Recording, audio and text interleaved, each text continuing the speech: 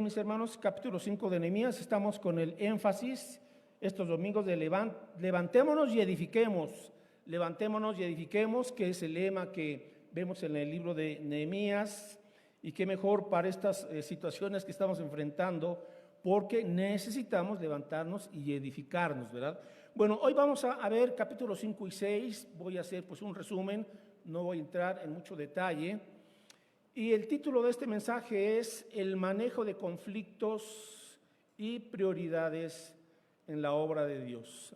El manejo de conflictos y prioridades en la obra de Dios. Hay dos cosas que tenemos que aprender, y va a ser a manejar conflictos y a establecer prioridades y a seguirlas, ¿verdad? Dos elementos indispensables si queremos que la obra que Dios ha iniciado en nosotros pues vaya teniendo, mis hermanos, su crecimiento, su avance, su desarrollo. Y hemos dicho, la obra a la cual Dios nos ha llamado, por un lado, es Cristo se ha formado en nosotros día a día, el carácter, las actitudes, la mentalidad, las obras, las acciones, las palabras, toda la vida de Cristo en nosotros, impregnando todo nuestro ser, formándose día a día. Esa es la gran obra a la cual hemos sido llamados, por un lado, pero por otro lado, porque es como una moneda que tiene dos caras, y por el otro lado, mis hermanos, mientras Dios nos está moldeando, transformando a la imagen de Cristo y vamos siendo edificados y vamos creciendo, también Dios nos llama a la vez a ayudar a otros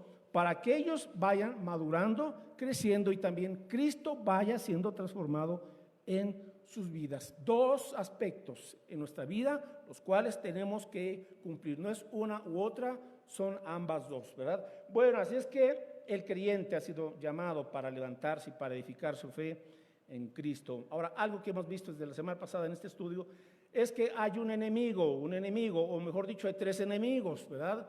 El primer enemigo, Satanás, quien siempre se opondrá, siempre se opondrá a que la obra de Dios crezca y avance y se lleve a nosotros.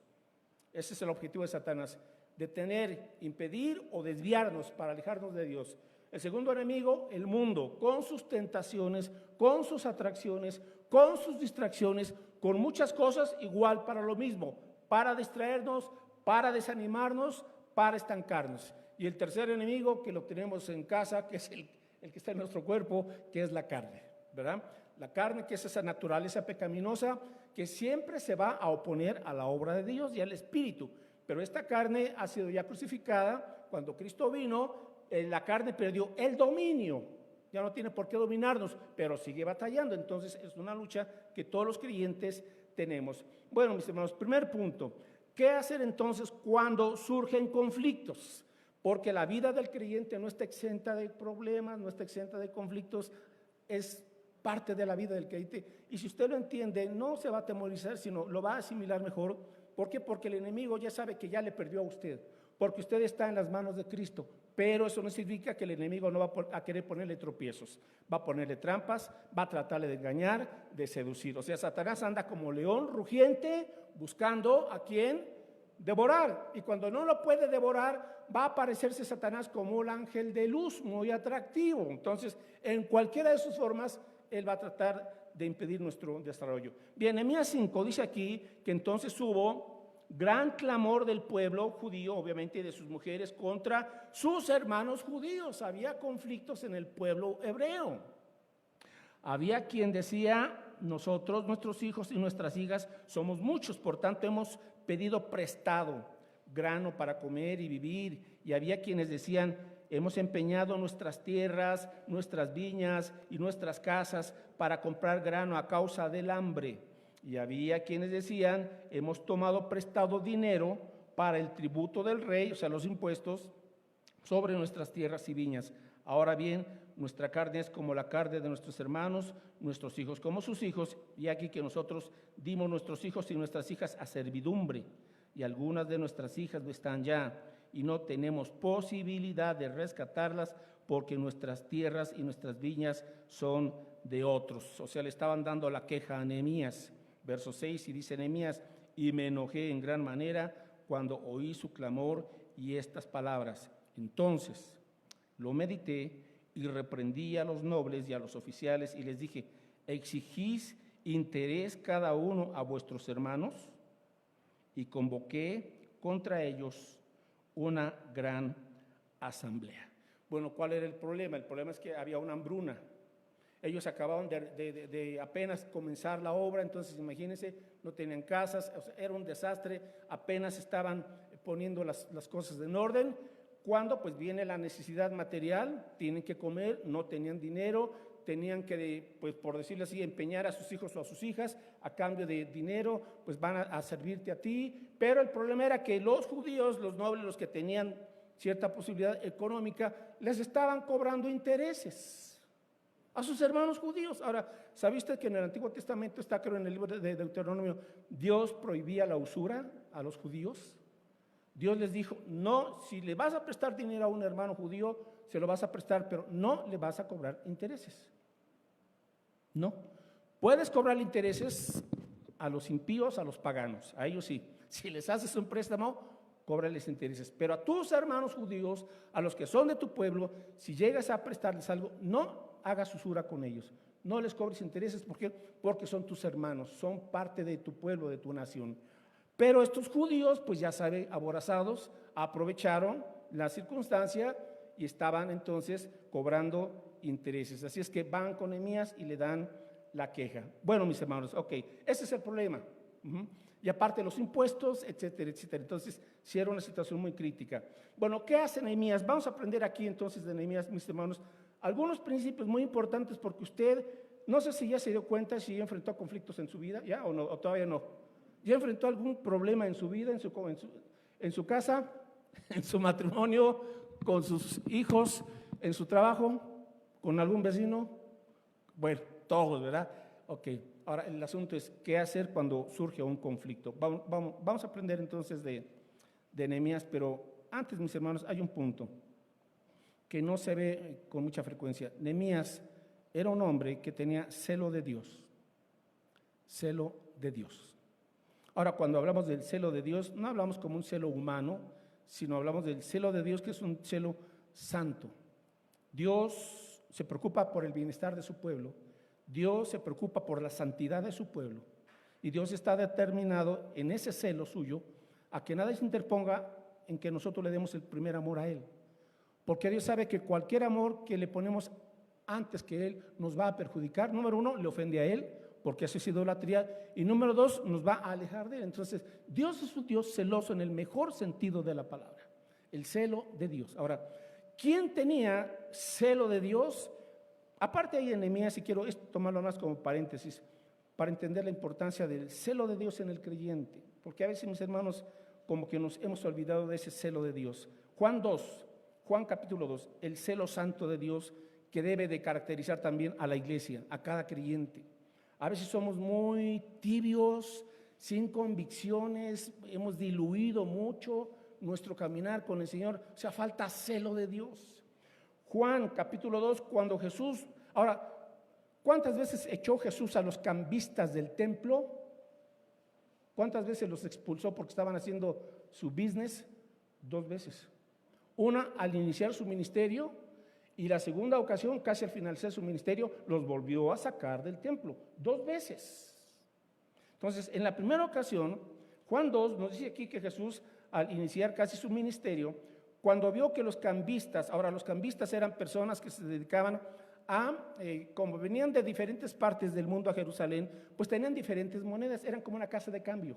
Entonces, esos cambistas decían, a ver, ok, vas a comprar un cordero para ofrecer sacrificio, está bien, pero a ver tu moneda, y le cobraban muchísimo más de lo que debían de cobrar, ¿verdad? Eso fue lo que molestó al Señor, que estaban haciendo un negociazo, ¿verdad? Cuando debiesen de haber vendido en un precio normal los animales para los sacrificios, pero no, ellos estaban aprovechando, ¿verdad? Entonces, cuando Jesús se da cuenta de eso, Juan 2, versículos 15 al 17, dice, y haciendo un azote, en verso 14, y halló en el templo a los que vendían, Juan 2:14, bueyes, ovejas y palomas, y a los cambistas, allí sentados y haciendo un azote de cuerdas, echó fuera del templo a todos, y las ovejas y los bueyes, y esparció las monedas de los cambistas, y volcó las mesas, y dijo a los que vendían palomas, quitad de aquí esto, y no hagáis de la casa de mi padre casa de mercado. Entonces se acordaron sus discípulos que está escrito: el celo de tu casa me consume. El celo de tu casa me consume. ¿Dónde está esa referencia? Porque dice que los discípulos se acordaron de ese texto. ¿Dónde está? En el Antiguo Testamento. Busca el Salmo 69:9. Y el Salmo 69:9 es una referencia a Jesucristo, ¿verdad? ¿Qué caracterizó a Jesucristo? El celo de Dios. Salmo 69:9, el celo de la casa de Dios. Salmo 69:9 dice aquí: porque me consumió el celo de tu casa, y los denuestos de los que te vituperaban cayeron sobre mí. Me consumió el celo de tu casa. Entonces tenemos aquí a Jesús, que era ferviente por su Padre Celestial, por las cosas de su Padre, y el templo entonces estaba siendo utilizado de manera incorrecta, y el celo de Jesús se encendió. Ahora, fue un celo obviamente controlado, fue un fervor santo, y volteó las mesas y sacó a los cambistas de ahí. El celo de Dios. Mis hermanos, ¿cuánto de ese celo tenemos usted y yo? Ahora, es un celo contra el pecado. Es contra el pecado. Pero a veces nosotros apapachamos el pecado, somos demasiados débiles y tolerantes con el pecado propio y de otros, y falta, mis hermanos, en el pueblo de Dios el celo de Dios. El mundo nos está comiendo con sus tentaciones, con sus seducciones, con sus engaños, y el creyente, pues sí, ¿verdad? Pues hay todo blandengue. Falta celo de Dios en el pueblo del Señor. Y esto es lo que tenía Nehemías: celo de Dios. Ahora, ¿cuándo viene ese celo de Dios? Pues cuando usted está en comunión con Cristo. Así de sencillo. Cuando usted está en comunión con la palabra y en comunión con el Señor, ese celo de Dios, ese celo santo, ese fervor, esa pasión por Cristo, se prende, por decirlo así. Y el celo viene por el amor que Dios nos tiene y el amor que le tenemos a Él. Ahora, otro personaje en el Nuevo Testamento, 1 Corintios 11, 1 y 2. ¿Quién tiene este celo de Dios? El apóstol Pablo. A ver, es 2 Corintios, capítulo 11, versículos 1 y 2. Ahora, aquí Pablo estaba molesto. ¿Pero por qué estaba molesto? No porque tuviera mal genio, Pablo estaba molesto porque sencillamente los hermanos de la iglesia de Corinto se estaban dejando engañar por falsos maestros, por falsos profetas. Estaban metiendo falsos milagros, falsas enseñanzas, y todos contentos. Entonces el celo de Dios manda a escribir, les dice Pablo: ojalá me toleraseis un poco de locura. Sí, ¿por qué? Porque ahí viene la reprensión. Y hermanos, en otras palabras, aguanten. ¿Por qué? Porque ¿cómo es posible que ustedes estén permitiendo todo este tipo de barbaridades en la iglesia? Shows que hoy se tienen en las iglesias. Hace rato estaba viendo un programa de los de Enlace, y de una iglesia de esas carismáticas locochonas, y estaba una chica con una multitud de jóvenes enseñándoles la palabra. Ahora les voy a decir cómo alabar a Dios, y den 3 brinquitos y den 3 saltos para acá. ¿Qué es lo que se está enseñando hoy? ¿A brincar? ¿A danzar? Por favor, hay que entender bien la interpretación de la Biblia. Cuando tomamos un texto aislado de su contexto, lo hacemos un buen pretexto y enseñamos cualquier barbaridad. Lamentablemente, eso es lo que hay, por una falta de exposición, de una correcta interpretación de la Biblia. Versículo 2, dice Pablo: entonces, hermanos, pues aguántenme lo que les voy a decir, ¿verdad? Porque os celo con celo de Dios. Y eso es lo que usted debe de tener por sus hijos, mis hermanos: celo de Dios por sus hijos. No estoy diciendo que se esté peleando con ellos a cada rato, no, sino que cuide de ellos, ore por ellos, les aconseje, porque son sus hijos. Y máxima si están en casa. Ahora, si ya están fuera de casa, bueno, pues sigue orando, pero sigue teniendo celo de Dios por ellos, que a veces no están muy bien, que digamos. Os celo con celo de Dios, pues os he desposado, o sea, los he comprometido con un solo esposo para presentaros como una virgen pura a Cristo. Aquí está el celo. Hay que tener celo de Dios por otros hermanos. Hay hermanos que a veces están tibios, están medio mundanos. Muéstreles amor, pero muéstreles el celo de Dios. Hermano, ¿cómo está usted? A ver, supe esto, vi esto, estoy detectando esto, mi hermano, puedo ayudarle, creo que esto no es correcto. Pero hermanos, no podemos quedarnos callados cuando vemos que un hermano está mal en su vida. Y no para que estemos juzgando, para que seamos los perfectos, no, sino porque le amamos y porque amamos la obra de Dios y los hermanos son la obra de Dios. Entonces hay que confrontarlos con verdad, con amor, ¿de acuerdo? Pero ahí está el celo de Dios. No podemos ser indiferentes. Sí, pues que se hunda, pues que se hunda. Que se pierda, pues que se pierda. No, o celo con celo de Dios. ¿Y cuántos hermanos, Máximo, en esta temporada, mis hermanos, que se están yendo por ahí, necesitan una buena exhortación?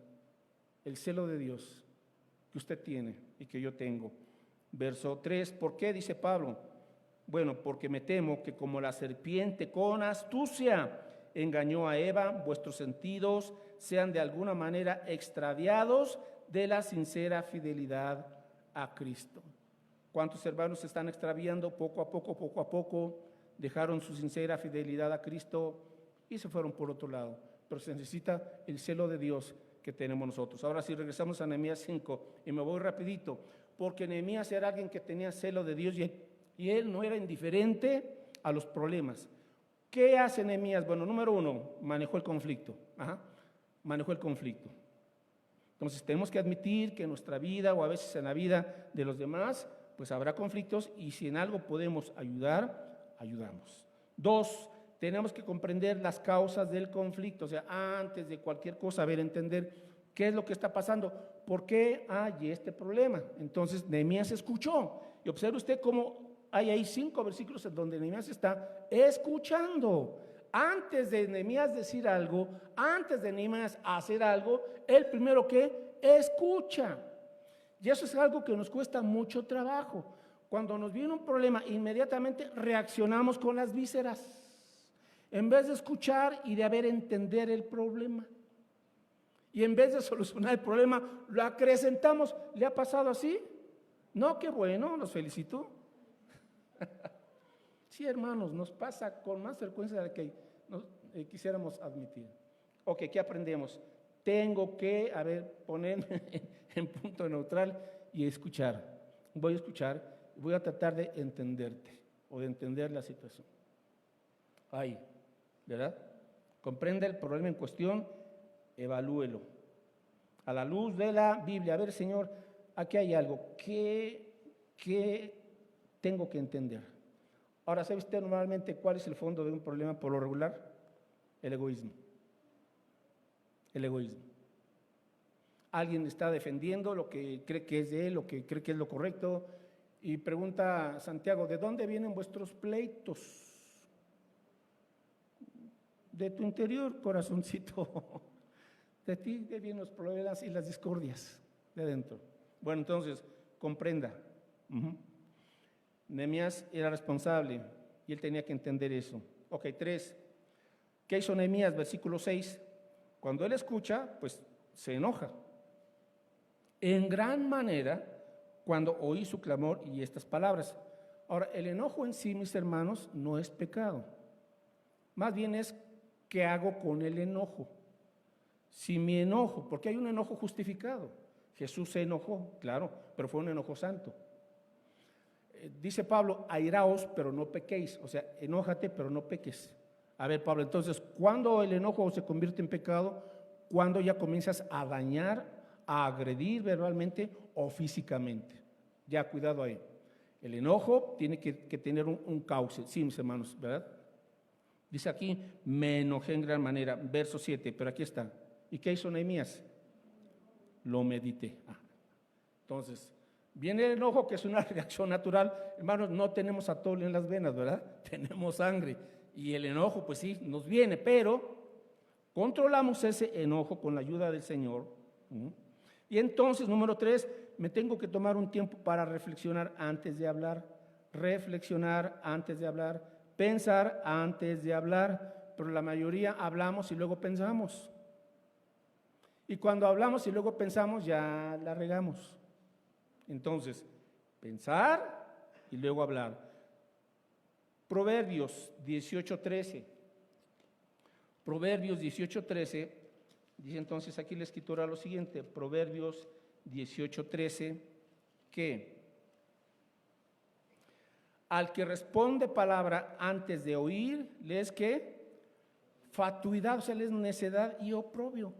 Al que responde palabra antes de oír, le es fatuidad y oprobio, o sea, vas a causarte problemas y vergüenza.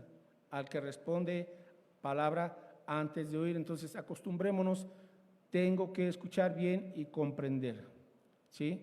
Si yo saco primero mi ametralladora verbal, voy a ocasionar un mayor problema. Bien, y otro texto alusivo, Santiago 1:19. Santiago 1:19. Hermanos, ¿cuántos problemas nos evitaríamos si siguiésemos estas reglas bíblicas? Santiago capítulo 1, versículos 19 y 20. Bien, dice Santiago, por esto, mis hermanos, todo hombre sea pronto ¿para qué? Oír, y tardo para hablar, tardo para airarse. Subráyelo, por favor, subráyelo con rojo, verde, azul y todos los colores que quiera, pero ahí está el punto. Con esto se va a evitar muchas complicaciones. Santiago 1:19, versículo y el 20, porque la ira del hombre no obra la justicia de Dios. Hace unos días tuvimos por ahí un problema donde vivimos, no voy a entrar en detalles, pero digo, la gente sin Dios, qué necia es y cómo se complica la vida por la ira del hombre. Pero gracias a Dios que nosotros tenemos la sabiduría bíblica, mis hermanos, para no caer en esas necedades que luego les acarrean tremendas consecuencias. Ok, repito, aprenda a manejar conflictos. 2, comprenda las causas del conflicto. 3, tómese tiempo para reflexionar antes de hablar. 4, enfrente los problemas con valor y sabiduría. Tiene que tener valor, no tenga miedo. Si usted tiene la justicia de Dios, hágalo con valor, con sabiduría y busque una solución. ¿Qué fue lo que hizo Nehemías? En Nehemías 5:7, él la solución que buscó fue pues confrontar a todos esos, a la nobleza judía que estaba aprovechándose, y los confronta con el pueblo de Dios. Así fue el asunto. ¿Por qué? Porque depende del problema, depende del trato. Si el asunto fue personal, lo trato de manera personal. Si el asunto fue público, lo trato de manera pública. ¿Entiende el principio? No haga de un asunto personal algo público, por favor. Si es personal, ahí queda, tan tan. Si se arregló, gloria a Dios. Si no, busque uno más o 3. Seguimos los principios de Mateo 16 o 18, no recuerdo ahorita bien, pero ahí están las directrices. Así es que enfrente a los problemas con valor y sabiduría y busque una solución. No busque ganar por ganar, busque una solución. Busque una solución. De eso se trata. Entonces, Nehemías les hace aquí una pregunta muy profunda, Nehemías 5:9. Y dije, ¿no es bueno lo que hacéis? Pregunta, ¿no andaréis en el temor de nuestro Dios para no ser oprobio de las naciones enemigas nuestras? Vaya que pregunta. ¿Qué les estaba diciendo con una pregunta? ¿Qué les estaba diciendo con una pregunta? ¿No andaréis en el temor de nuestro Dios? ¿Qué les estaba diciendo? ¿No están temiendo a Dios ustedes? O sea, tus actos están diciendo que no tienes temor de Dios. Bueno, entonces viene la exhortación. ¿Vas a seguir así? Y dijeron no. Bueno, se alinearon por la derecha. ¿Cómo se alinea un creyente por la derecha? Con el temor de Dios. Sí, Señor, me equivoqué, dije lo que no, fue un arrebato, lo que sea. Perdón, Señor, aquí está el temor de Dios, mis hermanos. Corregimos. Con el temor de Dios se apartan los hombres del mal, se apartan los hombres del pecado, con el temor de Dios. Ahí está, mis hermanos. Y finalmente, en este punto, en cuanto a qué hacer cuando surgen conflictos, bueno, ya que era un problema de dinero en cierto sentido, bueno, Nehemías pone el ejemplo y vamos al capítulo 5, versículos 14. Dice Nehemías, también desde el día que me mandó el rey que fuese gobernador de ellos en la tierra de Judá, desde el año 20 del rey Artajerjes hasta el año 32, 12 años, ni yo ni mis hermanos comimos del pan del gobernador. Pudo haber comido de ahí, sí, pero no lo hizo Nehemías. O sea, ¿qué estaba haciendo Nehemías? Estaba poniendo de su bolsillo. Verso 15. Pero los primeros gobernadores que fueron antes de mí abrumaron al pueblo y tomaron de ellos por el pan y por el vino más de 40 siclos de plata, y aún sus criados se enseñoreaban del pueblo. Pero yo no hice así a causa del temor de Dios. Y aquí está la gran diferencia. Nehemías pudo haberse aprovechado, como muchos políticos, sí, pero no lo hizo. ¿Por qué? Por el temor de Dios. Aquí está, mis hermanos, el temor de Dios, ese tesoro tan especial. Y continúa entonces diciendo Nehemías, verso 18, y lo que se preparaba, 17, además 150 judíos y oficiales, los que venían de las naciones que había alrededor de nosotros, estaban a mi mesa. Observe eso. Y lo que se preparaba para cada día era un buey y 6 ovejas escogidas, también eran preparadas para mí aves, y cada 10 días vino en toda abundancia. Y con todo esto nunca requerí el pan del gobernador, porque la servidumbre de este pueblo era grave. Acuérdate de mí para bien, Dios mío, y de todo lo que hice por este pueblo. Un gastazo que estaba haciendo Nehemías, pero ¿sabe qué tenía Nehemías? Un corazón generoso. Un corazón generoso. El creyente, en la medida en que va creciendo, se va distinguiendo por una sabia mayordomía y también por un corazón generoso. Un creyente entre más mezquino es más inmaduro. Esa es una ley siempre. Un creyente que va madurando, que ama al Señor, que tiene el temor del Señor, es un creyente generoso. No le duele dar al Señor para la obra del Señor, ni tampoco compartir cuando otros tienen necesidad. ¿Cuánto tenemos que aprender de Nehemías, mis hermanos? Mucho. Ok, y en segundo lugar, las prioridades correctas. Número 2, siga las prioridades correctas, y vamos al capítulo 6. ¿Qué es una prioridad? Algo que es, ¿qué? Importante, lo importante. Entonces, si la gente no vive en base a prioridades correctas, va a desperdiciar su vida, va a desperdiciar dinero, talento, tiempo, energía y todo, porque lo diluye en todo, en 1000 cosas, pero no va a ningún lado, porque la vida se debe de vivir en base a prioridades correctas. Bueno, la segunda táctica de Satanás, número 1, pone problemas, ¿verdad? Internos. Y número 2, Satanás nos va a poner distracciones, mis hermanos, que a veces ni nos imaginamos que las distracciones también son un arma y una estrategia y una táctica de Satanás.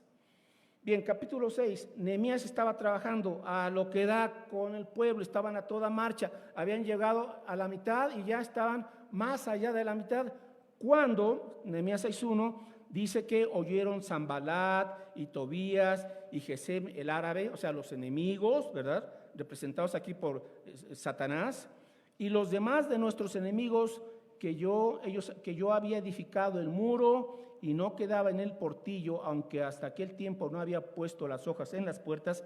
Sanbalat y Gesem enviaron a decirme: ven y reunámonos en alguna de las aldeas en el campo de Ono. Mas ellos habían pensado hacerme mal, y les envié mensajeros diciendo, ¿qué dijo Nehemías? Yo hago ¿qué? Una gran obra, y no puedo ir, porque cesaría la obra dejándola yo para ir a vosotros. Y enviaron a mí con el mismo asunto hasta 4 veces, y les respondí de la misma manera. ¿Ve la insistencia de Satanás, del enemigo? Distracciones.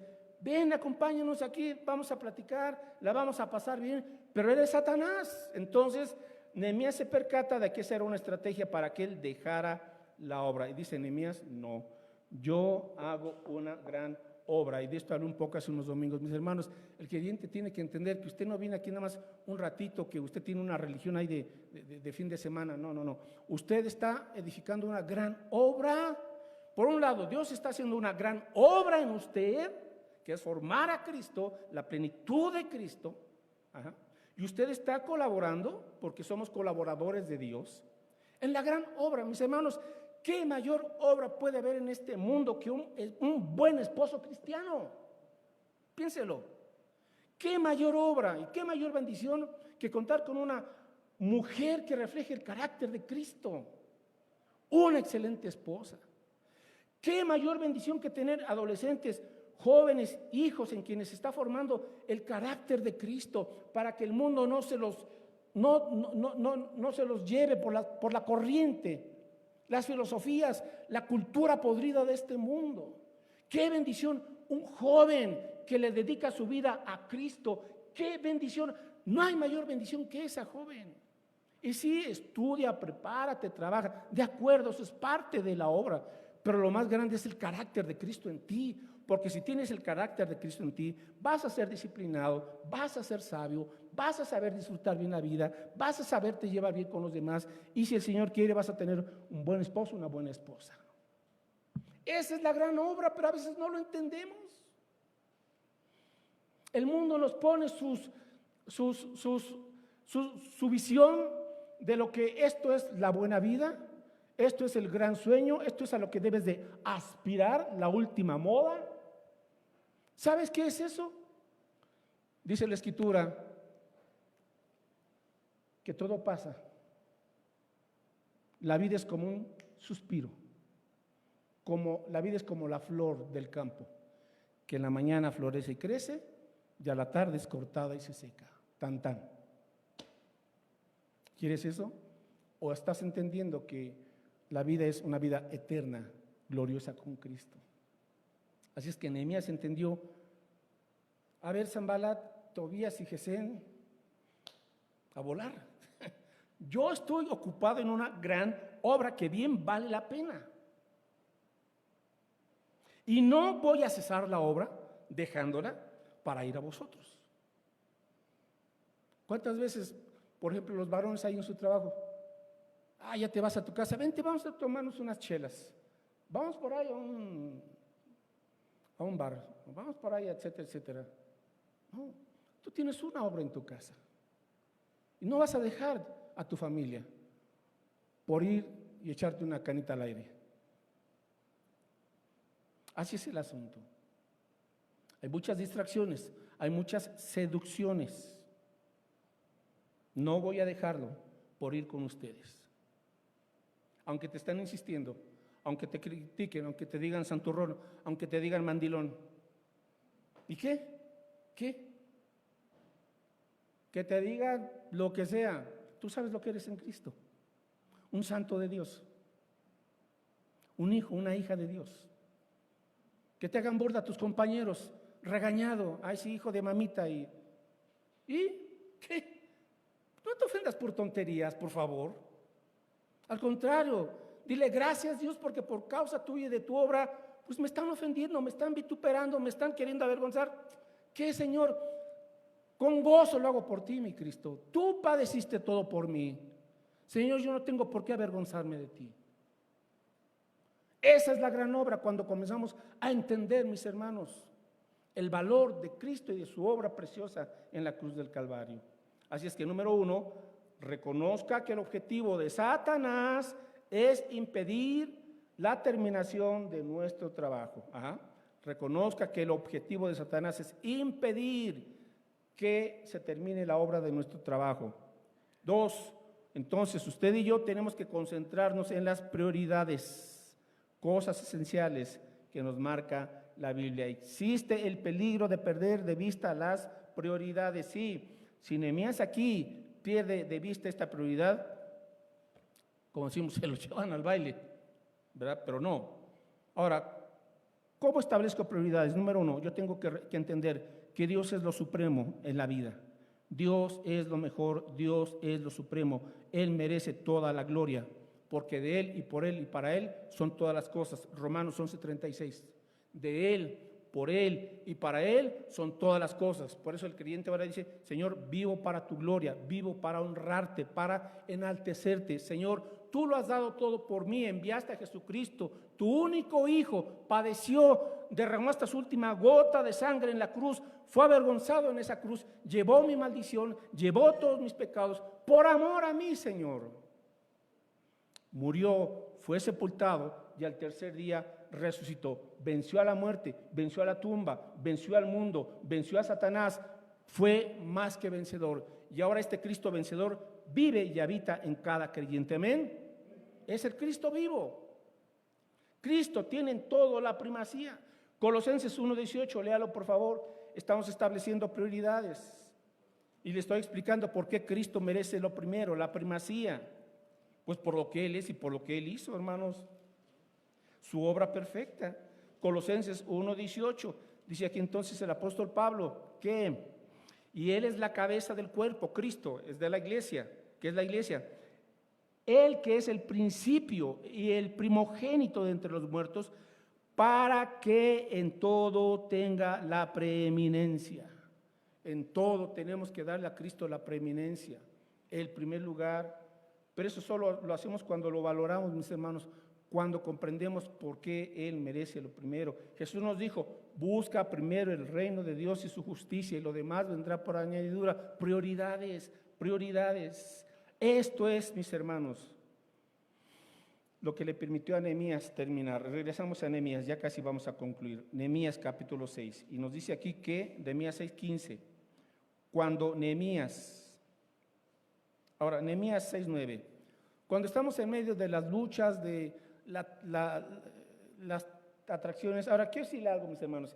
Estamos ahorita en una situación muy especial en donde tenemos todos el celular y en el celular vemos todo. Ahora, no estoy diciendo que no vea su celular, pero lo que quiero decir es mida su tiempo en su celular, mídalo. Porque hay creyentes que están pasando las horas y las horas y las horas con muchos entretenimientos o con información y ya no están leyendo la Biblia. Ya no le están leyendo. Y se los digo, a mí también a veces me pasa el tiempo, digo, no, pero, o sea, tengo que disciplinarme un tiempito, ¿verdad? Sí, a distraerme, a ver, informar, pero hasta ahí, y luego voy a la palabra. Si no, cuando menos lo piensas, pasaron las horas, ¿sí? Y la Biblia, y tu tiempo con el Señor. Entonces hay creyentes que están las horas en su celular y cero tiempo en la Biblia. No, mis hermanos, eso tiene que parar. Usted ya tiene que tomar conciencia de eso. Ok, voy a distraerme un ratito, con cosas obviamente positivas, pero mida su tiempo. Y luego de esto, va un tiempo, Señor, con tu palabra. No la puedo dejar de leer. Por eso dice Nehemías 6:9, porque todos ellos me amedrentaban diciendo, se debilitarán las manos de ellos en la obra y no será terminada. Ahora pues, oh Dios, vea esta oración de Nehemías. Ahora pues, oh Dios, que fortalece tú mis manos.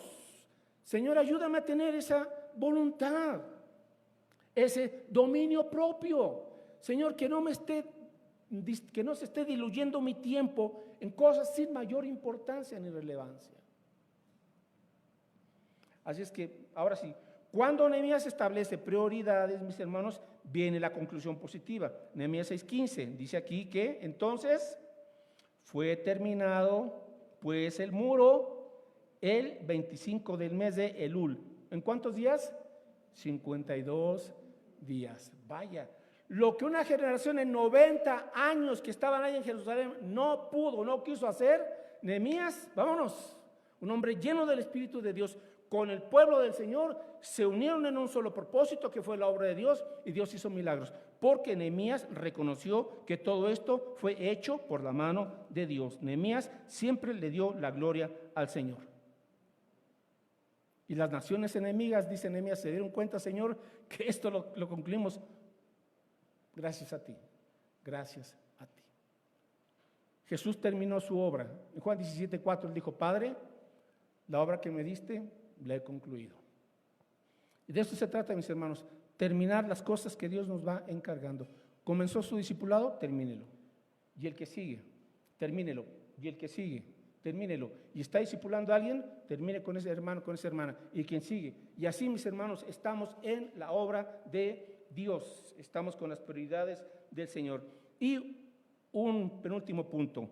Otro ataque de Satanás. Satanás le envía aquí a alguien que aparentemente era buen judío, aparentemente, y que estaba en el templo. Qué interesante.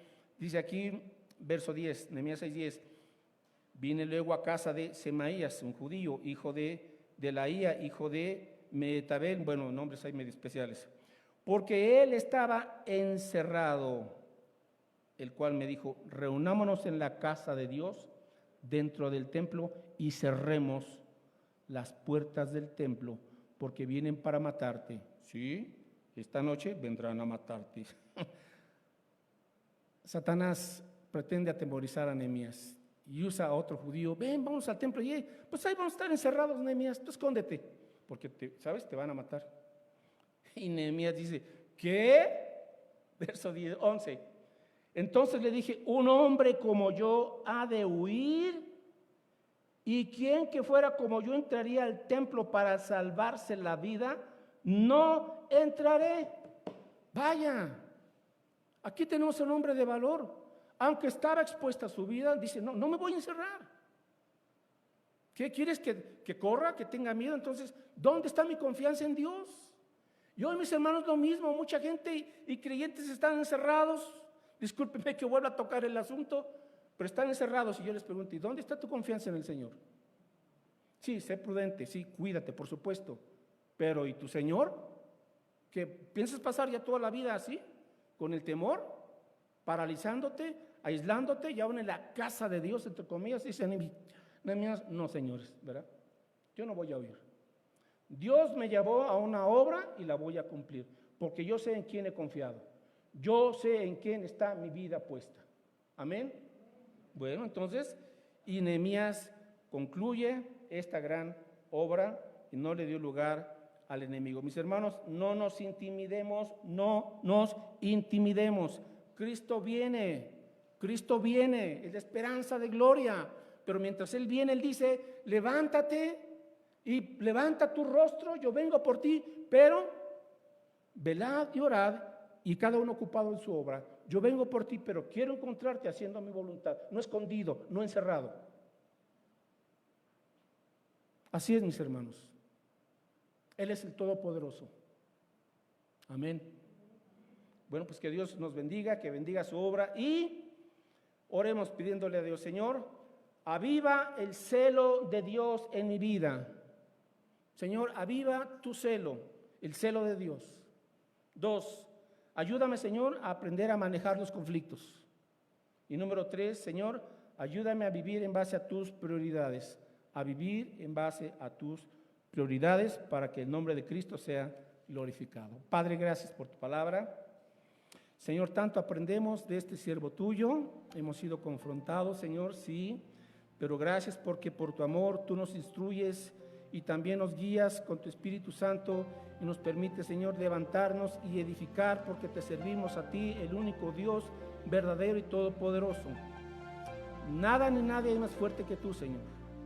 Y tú nos has llamado solamente por tu gracia. A ti te ha placido también encargarnos, el ser parte de tu obra, Señor, el guiar a otros en los caminos de Cristo, el guiar a otros con tu evangelio, mientras también nosotros, mi Señor, somos edificados, somos restaurados, somos desafiados y somos alentados, porque confiamos en ti, mi Dios. Gracias, Señor, por tu palabra, y también oramos que nos ayudes pues a hacer a un lado aquellas cosas que no te agradan y a caminar, Señor, con rectitud, porque tememos tu nombre, porque te amamos, Señor, y queremos hacer tu voluntad. Padre, que el celo de Dios que habitó en Jesucristo tu Hijo, que el celo de Dios que habitó en Pablo, que el celo de Dios que habitó en Nehemías surja, Señor, en nuestros corazones, para que nada ni nadie nos aparte de la fidelidad que te debemos a ti, y que a ti, Señor, sea toda la honra y la gloria en el nombre de Jesús. Amén, Padre.